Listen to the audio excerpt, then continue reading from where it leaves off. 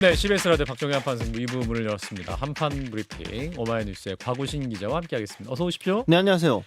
예, 자 검찰이 어제 김건희 여사의 명품백 수수 사건에 대한 최종 처분 방향 심우정 검찰총장에게 보고를 했는데 어떤 내용이었죠? 네, 이창수 서울중앙지검장이 이제 어제 대검찰청에서 열린 주례 보고에서 예, 이 사건 처분 방향을 보고했다 이런 보도가 났는데요.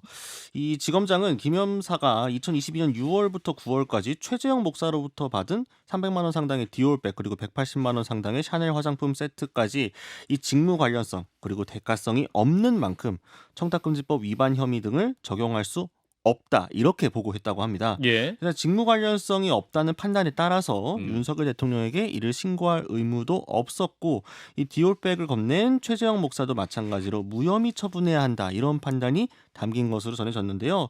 심 총장은 이 수사팀의 보고를 들었으니 이제 이르면 다음 주 김건희 여사와 최재형 목사에 대한 최종 처분을 결정할 예정이라고 합니다. 예, 이러한 검찰의 불기소 처분 관측이 나오면서 민주당 비판이 상당히 거센 상황이죠. 오늘은 이재명 대표가 검찰을 비판하면서 성경을 언급하기도 했는데 어떤 맥락의 발언이었는지 영상을 듣고 이어가겠습니다.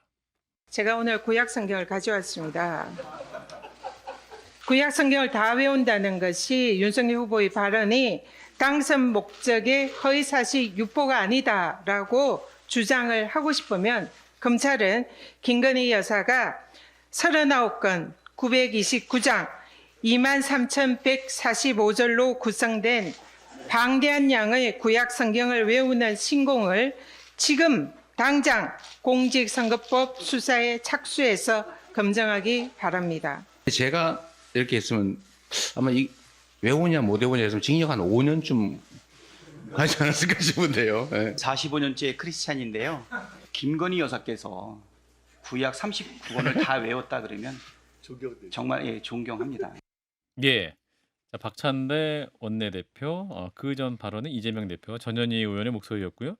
자, 그래서 이 맥락은 윤석열 대통령이 이제 대선 후보 시절에 김건희 여사가 성경 많이 한다, 심지어 구약 성경을 다 외운다, 뭐 이런 취지로 발언했던 것을 꼬집었던 거죠. 네, 그렇습니다. 이게 소위 이제 왕자 논란 한참 심할 때 이제 그때 나왔던 예, 이야기였는데요. 예, 이재명 대표는 그러니까 이 발언은 인식에 관한 것이자 종교와 신앙에 관한 것이기 때문에 음, 처벌 대상이 아니다. 사실은 웃어 넘겨야 하는 일이다라고 전제를 하긴 했습니다. 예, 하지만 이를 불공평하게 적용하는 것이 문제다라면서 검찰을 비판했는데요. 예, 검찰 권력은 질서 유지의 최우 수단으로 공정이 생명이다 이렇게 강조했고요. 예, 또 박찬대 원내대표는 성경 로마서에 죄가 많은 곳에 은혜가 더 넘친다라는 구절이 있다라면서 손바닥에 왕자를 감추기 위해 구약 성경을 다 외운다고 거짓말한 것은 너무 과장된 말씀이다.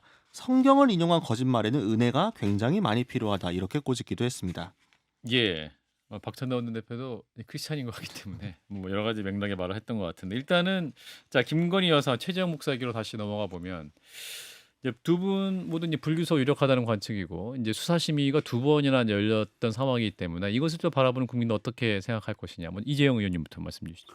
그 뭐 하지 않을까 검찰이 이런 얘기 많이 나왔잖아요. 음. 근데 이제 민주당의 논리를 보면은 약간 저는 빈약한 부분이 하나 있다고 생각해요. 뭐냐면 이 불기소 처분을 하면 안 된다라고 했던 최재형 목사 예. 기소해야 된다는 요 음. 부분에 대해서는 이거는 이렇게 결과가 나왔으니까 해야 된다라고 얘기하면서 김건희 여사 건과 이렇게 연결시켜서 얘기를 예. 하거든요.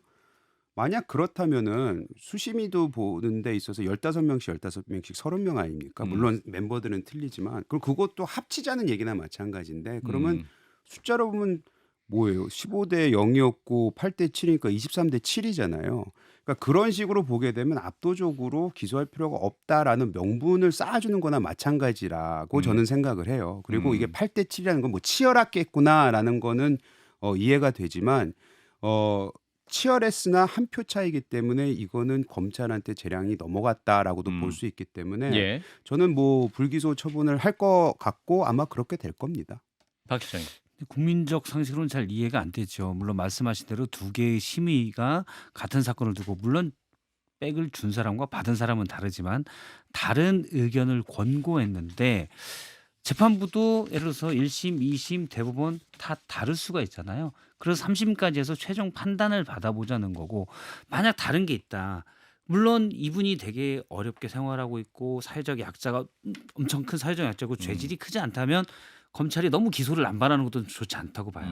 근데 권력의 최정점에 있는 부분이라면 검찰은 범죄 혐의가 좀 있다고 느낀다면 일단 기소해서 법원의 판단을 받아보는 게 전 맞다고 봐요. 그래야 이 법에 대한 정의가 바로 서는 겁니다. 오히려 권력자일수록 더 기소를 해서 법원의 판단을 받아보는 겁니다. 그러니까 최재형 목사 수심에서 한 분이 뭐 법조인 출신 분이 이거는 법적 기소돼서 성공할 확률이 어느 정도 있으면 예. 당연히 검찰 입장에서는 물론 그건 검찰 입장이에요. 그러니까 지금의 검찰이 하는 행태가 아니고 검찰 입장에서는 기소해서 법적 판단을 받아보는 게 맞지 않냐 예. 이런 말이 설득력이 있었다고 그러는데 뭐 모든 게 그러면 다 기소하면 되니까 그렇게는 동의하지 않지만 무슨 뭐 어떤 약자나 아주 작은 사건들 옛날에 무슨 뭐 버스 기사가 그 자판기 커피 먹은 것도 기소해서 유죄 나왔었는데 그런 건 하지 말고 대신 여사 문제고 이런 것들은 당연히 해서 권력 법이 검찰이 엄정하게 집행하고 있다는 걸 보여줘야죠. 그래서 저는 서로 수심이가 다른 의견을 낼 수 있지만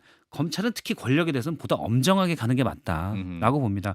그렇지만 안 갈 것 같아요. 예. 아직 임기가 많이 남아서. 예. 예. 여기까지 하고 다음 이슈로 넘어가도록 하겠습니다. 자, 이런 거는 민주당 이재명 대표 다시 한번 이제 당이 추진하는 민생회복 지원금 지급을 촉구했죠. 25만 원 지원법. 자, 이번에는 또 중국의 소비 쿠폰 대량 발행 사례를 또 예로 들었군요. 네, 그러니까 민주당이 지금 전 국민 25만 원 지원을 이제 주요 내용으로 하는 민생회복 지원금 지급 특별법을 야권들끼리 이제 국회 본회의 통과시켰지만 예. 윤석열 대통령이 거부권을 써서 국회로 돌아왔다가 결국 이제 폐기가 됐죠. 재의결 끝에. 예. 이재명 대표가 오늘 이 중국 최대 경제도시 상하이가 소비 촉진을 위해서 약 5억 위안의 쿠폰을 발행한다고 한다.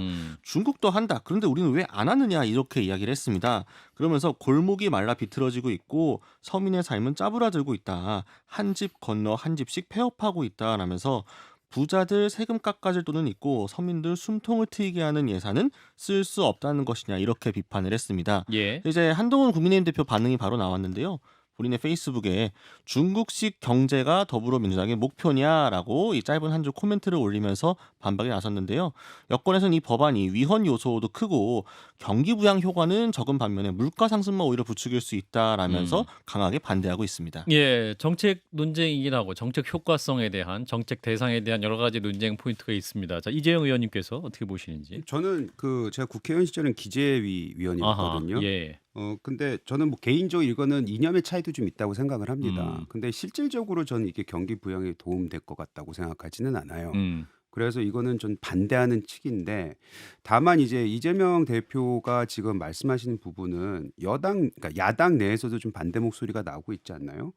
김부겸 전 의원도 사실은 그거에 대한 반대 의견을 냈었고 또 제가 알기로는 경기도지사 김동연 지사도 그 부분에 대해서는 반대 의견을 냈는데 김동연 지사 같은 경우에는 경기도가 아마 인구도 제일 많고 사실 이 쿠폰 같은 것이 발행이 되게 되면 예. 가장 많이 그거를 발행하는 뭐 주체가 될 수도 있잖아요. 근데 그런 경기도지사가 현역이 이거에 대해서 반대를 하면은 그 목소리를 좀 들어볼 만하다라고 생각을 하기 때문에 굉장히 이거는 좀 소위 말하는 그 퍼퓰리스트 정책이 아닌가라는 생각이 들고 사실 이재명 대표를 포함해서 민주당에서는 지금 그닥 이렇게 들을 만한 아니면 마음을 살 만한 정책 얘기는 나오고 있지 않는 것 같아서 아마 이걸 계속 밀고 나가려고 하는 그런 그 의도로 보입니다. 박 실장님. 이거 뭐 전 맞다 틀리다보다 제 의견이고 저는 이 보편적 지원하는 특히 뭐 지역화폐랄지 25만 원 지원금이랄지 이런 부분에서 계속 반대 입장을 해왔는데요. 예. 근데 정무적으로 본다면 여론도 사실은 이 전국민 지원이나 지역화폐를 동등하게 주는 부분에서 부정적 의견이 뭐 거의 비슷하거나 많거나 그래요. 근데 계속 이재명 대표가 굳이 이걸 얘기할 필요가 있냐? 어차피 관철도 잘 안 될 것 같아요. 예. 일단 정부적 관점에서 이렇게 보고 그 다음에는 제 의견으로는 이 정도 예산이면 예를 들어 중국이 5억 위안이라고 하면 뭐 1,000억 정도거든요 우리 돈으로. 그럼 우리나라도 뭐 관광 활성화나 이럴 때 가끔 쿠폰 뿌리는 경우 있어요. 예. 뭐 정부는 좀 부풀려서 얘기하기도 하는데 그런 정도 아닌가 싶고 만약 전 국민에게 지원한다 그러면 예전에 25만 원일 때 13조였잖아요. 그 돈으로 할 수 있는 게 훨씬 많습니다. 사실 엄청 큰 돈이죠. 큰 돈이죠. 13조. 지금 자영업 위기라고 계속 되는데 자영업들의 구조조정을 지원할 수 있거나 다시 일어설 수 있는 기회를 마련하거나 그 돈이면 큰 걸 할 수 있어요. 그러니까 코로나 같은 어떤 외생 변수로 인한 위기 때는 이런 전국민 지원금이 전 필요하다고 봐요. 그런데 지금은 구조적 문제거든요. 음. 그러면 그런 예산이 있다면 그 구조적 문제를 해결하는데 내수 부진은 구조적 문제예요. 그러면 그런데 더 힘을 써야 되지 않는가. 아. 근데 국민의힘도 사실 뭐 더 약한 사람들 더 두텁게 지원하겠습니다. 한덕수 총리가 한 얘기입니다. 지원 안 해요. 말만 있고. 무슨 뭐 예를 들어서 뭐 전기료 하면 늘 하던 것들은 조금 있었습니다. 근데 정말 그러면 민주당이 이 정도 안을 가지고 왔을 때는 거기에 필적하지는 않더라도 어쨌든 어느 정도 덩치에 정말 사회적으로 지금 내수 부진 때문에 특히 어려움을 겪는 사람들을 위한 특단의 대책이 나와야 되는데 예. 특단의 대책은 다 부자 감사밖에 없습니다.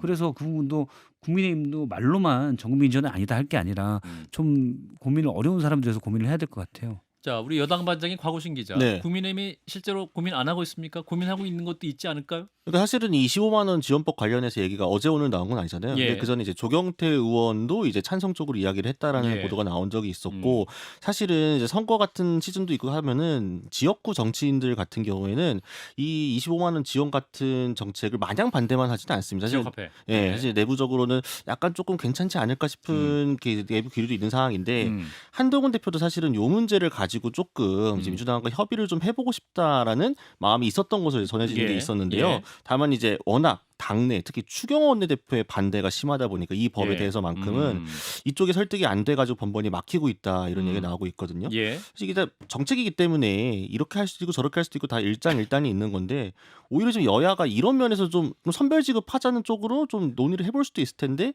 너무 정쟁에 휘말리면서 전혀 테이블 자체가 구성이 안 되고 있고 극단적인 얘기만 하고 있다는 게 좀 안타까운 부분입니다. 예. 자, 아까 한마디만 잠깐 짧게 드리면 그 국민의힘이 이거에 대해서 전혀 신경을 안 쓰고 있다라고 말씀하신 부분에 좀 반대하는 게 안 한다고 하지 않았어요. 보편적으로 다 주지 말고 선별적으로 주자는 얘기는 계속 해왔기 때문에 그 부분에 있어서는 우리가 뭐 소외계층을 완전히 뭐 진짜 말 그대로 외면하고 있다라는 거는 저는 아니라고 봅니다. 제 말씀 얘기 나고 있는데 구체적으로 실행이 아니 안 되는 것 그거야말로 같아서. 사실은 민주당이 네. 합의를 하고 협의를 해줘야죠. 그러니까 민주당은 다 주자는 의견이잖아요. 저는 이제 거기에 반대지만 좀 뭐 당원도 아니고 어차피 반대지만 다 주자는 의견인데 국민의힘에서 이걸 반대하면 자 그럼 다 주지 말고 이걸 이렇게 하자가 나와야 되는데 다 주지 말자만 있다는 거죠. 아니요, 선별 그럼 지원해 주자만 있고 보다 구체적으로 이런 게 없어요. 한 2달 전인가 제가 알기로는 정부에서 그 차등 선별 요 부분에 대해서 가이드라인을 제시를 한 걸로 알고 있기 때문에 아예 아무것도 안 하고 있다는 거는 전 아닌 것 같은데요. 예. 알겠습니다. 다음으로 한번 일단 넘어가도록 하겠습니다. 자, 오늘 대통령실의 고발 사주 의혹이 새롭게 제기가 됐습니다. 이제 대통령실의 시민소통 비서관실을 통해서 이제 정권의 비판적인 언론을 고발하도록 보수 시민단체를 동원했다라는 의혹인데 관련 녹취 파일이 공개됐습니다. 영상으로 듣고 이어가겠습니다.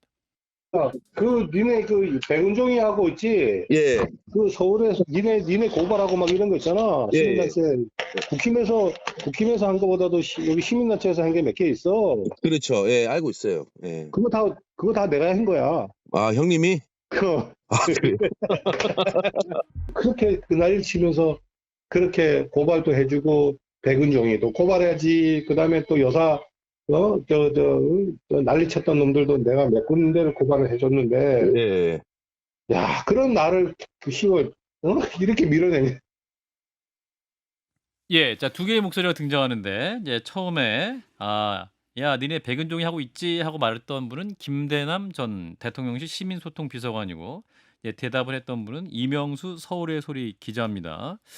자, 어떤 맥락에서 이루어진 대화입니까? 일단은 김대남 전 비서관이 굉장히 나를 부수고 이런 나를 밀어내 뭐 이런 식의 또 대화가 있었는데. 네, 그러니까 이게 지금 22대 총선 직전인 지난 4월 3일 30분간 이뤄진 통화 녹취의 일부라고 합니다. 그러니까 아무래도 이 자신을 밀어냈다라고 하는 것은 총선 공천과 관련된 공천 못 이야기를 받았다. 네, 염두에 두고 한 것이 아닌가 지금 추측이 되고 있는데요. 예. 어쨌든 이게 지금 언론장과 공동 취재단 뉴스타파 미디어오늘 시사인 오마이뉴스 한겨레까지 지금 계속해서 관련 보도가 앞으로 나올 예정인데 예. 요지는 결국 현 정부 출범 이후 윤 대통령 그리고 김건희 여사에게 비판적인 보도를 한 언론사를 겨냥해 새로운 우파 단체가 고발을 하고 항의 집회를 한 게 많았는데 그 뒷배가 사실은 용산 대통령실일 수도 있다 이런 정황들이 나온 거라 논란이 예상됩니다. 예, 이제 이번에 이제 공개된 녹취에서 구체적으로 특정 시민단체들이 지목이 됐는데 윤석열 정부 출범 이후에 구성된 보수 성향 시민단체죠. 새로운 민심 새민연 이 단체가 고발 사주를 대행했다라는 겁니까? 네, 그러니까 김 전 행정관의 말을 조금 더 옮겨 보면요. 예. 내가 용산에 있을 때 우리 세민연이라고 음. 보수 우파 플랫폼인데 광고도 많이 나가고 그렇게 그날이를 치면서 고발도 해주고 백은종이도 고발해야지. 그다음에 또 여사 난리 쳤던 놈들도 내가 몇 군데를 고발해줬는데 이렇게 이야기를 했습니다. 예. 그러니까 이 단체가 2022년 7월 9일에 총회를 거쳐서 9월에 행정안전부의 법인 설립 허가를 받았는데 그래서 윤 대통령 취임 이후인 거죠. 예. 이 외에도 세민연은 소위 MBC의 바이든 날리면 사태 이 보도와 관련해 가지고도 2022년 9월 박성재 당시 MBC 사장 등을 명예훼손 혐의로 대검찰청에 고발한 바 있습니다. 예. 이때 고발할 때 기자회견을 열어서 허위, 조작, 가짜뉴스를 일삼는 MBC는 해체하라.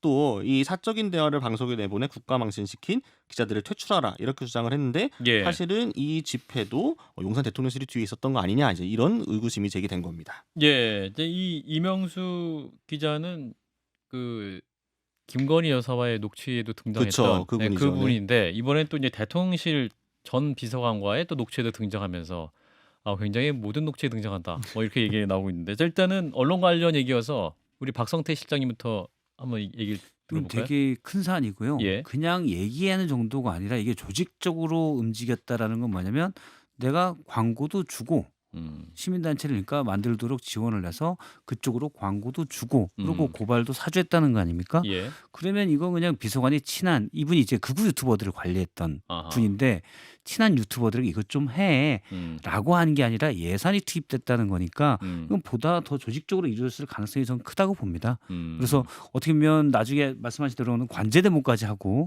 이 정도였기 때문에 차라리 여사가 여사 문제나 또는 다른 문제에서 당사자들이 떳떳이 자기 이름으로 고발하면 뭐 전 상관이 없어요. 예. 할 수 있죠. 그런데 이런 그것도 그 뒤로 지원을 받는 시민단체를 활용해서 고발한다? 어허. 있을 수 없는 일이죠. 이거는 이제- 당연히 공수처든 검찰이 이제 못 믿겠고 공수처에서 수사를 해야 될 것 같아요. 검찰 못 믿으십니까?